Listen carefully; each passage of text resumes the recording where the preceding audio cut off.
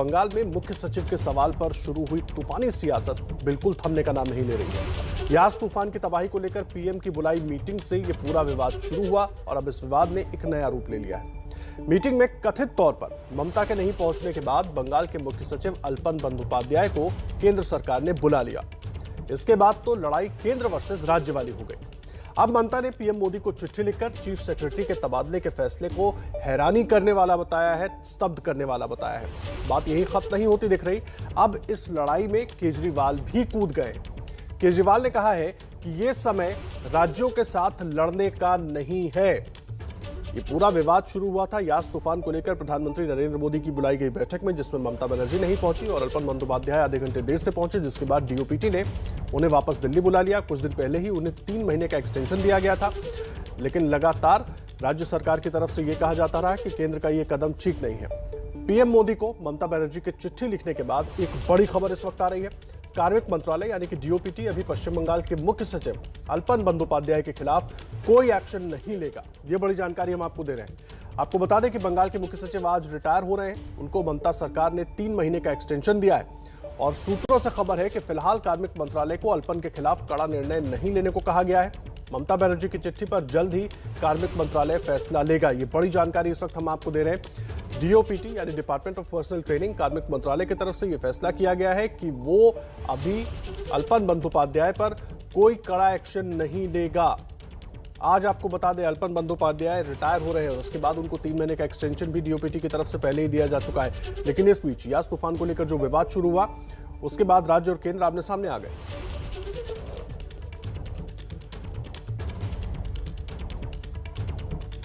और हमारे साथ हमारे 2 सहयोगी जुड़ गए इस वक्त। कोलकाता से मनोज्ञा लोईवाल हमारे साथ मौजूद हैं और दिल्ली से ओम प्रकाश तिवारी मौजूद हैं। ओम प्रकाश तिवारी, मैं सबसे पहले आपका रुख कर रहा हूं। ये जो कार्मिक मंत्रालय की खबर है कि अभी कोई कड़ी कार्रवाई नहीं होगी, पूरी बात क्या है और क्या कुछ है अंदर की कहानी?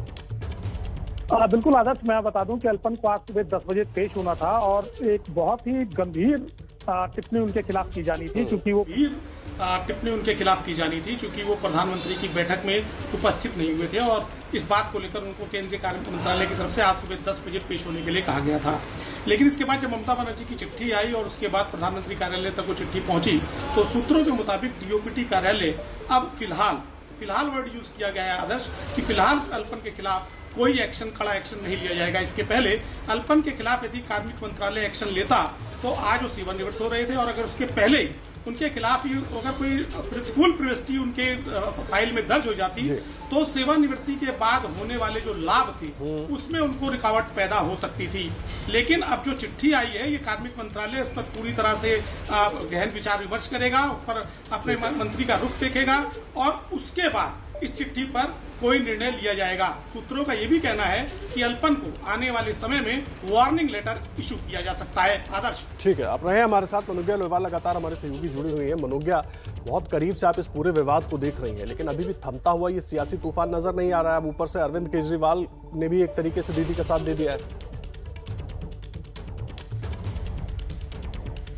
देखिए, वो तो हमेशा साथ देंगे, लेकिन इस समय प्रशासनिक लड़ाई में राजनीति का तड़का लग गया है, क्योंकि मुख्यमंत्री ने जो चिट्ठी प्रधानमंत्री को लिखी है उसमें सीधावार ये भी कहा है शुभेंदु अधिकारी के लिए कि एक स्थानीय विधायक की क्या जरूरत थी एक ऐसी मीटिंग में जिसमें प्रधानमंत्री और मुख्यमंत्री के बीच होनी थी।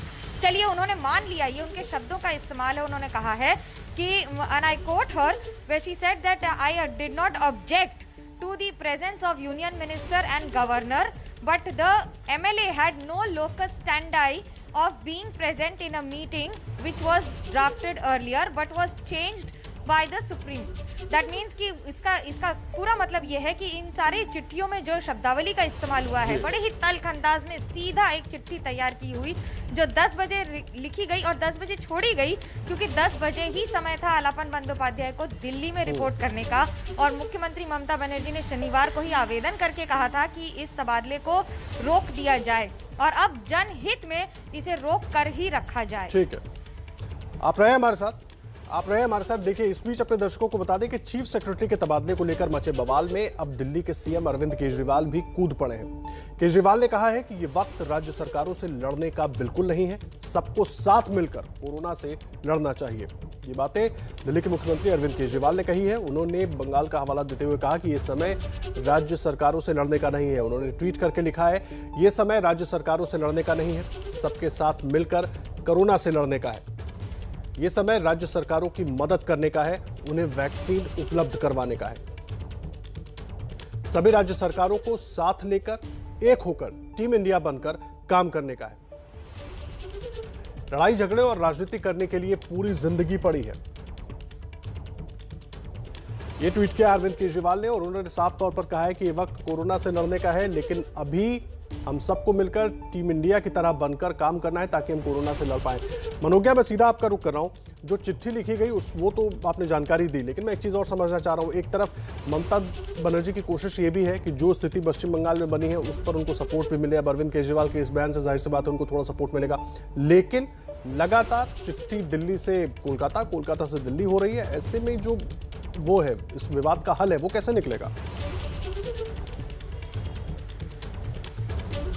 देखिए, एक ऐसा विवाद है जिसका हल निकालने की कोशिश की ही नहीं जा रही है। दरअसल पत्राचार के जरिए इसमें समय एक के बाद एक दोनों पार्टियां यानी कि दिल्ली केंद्र सरकार और राज्य में राज्य सरकार दोनों ले रही हैं। दोनों को पता है कि 3 महीने का एक्सटेंशन हो चुका है आलापन बंदोपाध्याय का, लेकिन उसमें अभी कोई तब्दीली करने का फिलहाल दोनों की मंशा नहीं है। आलापन बंदोपाध्याय एक ऐसे अधिकारी रहे हैं, एक ऐसे आईएएस रहे हैं जिन्होंने अपने कई दशकों के करियर में, उनके अगर मैं कहूँ सफेद शर्ट पर एक भी दाग नहीं है, तो ये गलत नहीं होगा। और यही वजह है कि वो एज ए चीफ सेक्रेटरी भी इतने लोकप्रिय रहे हैं।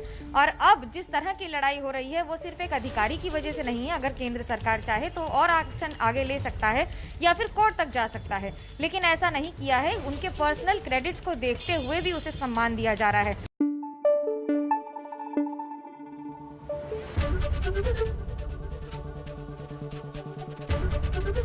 एबीपी न्यूज आपको रखे आगे।